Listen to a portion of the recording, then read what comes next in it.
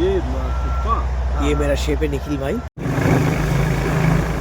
Morning, এখন ঘড়িতে প্রায় 4টে ওভার।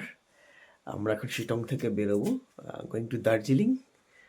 মুহূর্তে দাঁড়িয়ে আছি দার্জিলিং ডিস্ট্রিক্টের ঘুম স্টেশন। তো এখান থেকে আর কি দৌড়টা শুরু হবে। দেখা যাক, আমার 8:45-এ বাস, আদেও পৌঁছাতে পারি কিনা। সৌনভ, থ্যাংক ইউ সো মাচ। ভোর 4টের সময় বেচারা উঠে আমাকে ঘুম স্টেশনে ছেড়ে দিয়েছে।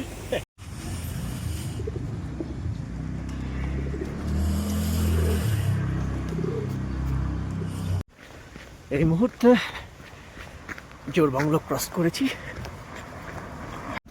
দার্জিলিংকে পেছনে ফেলে জোরবাংলো ক্রস করে আমি সোনাদার দিকে, কার্শিয়াংয়ের দিকে এগিয়ে যাচ্ছি।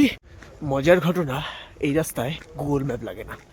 আপনি দার্জিলিং থেকে এরকম টয় ট্রেনের লাইন ধরে এটাই ম্যাপ হিসাবে ইউজ করতে পারেন।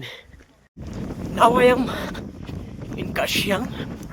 বেসিক্যালি আমি হিলকার্ট রোডটাই পছন্দ করেছি, বিকজ এই যে টয় ট্রেন চলতি পথে কার্শিয়াং ক্রস করে মোটামুটি 32 কিলোমিটার কাছাকাছি। ডাল ভাত সবজি।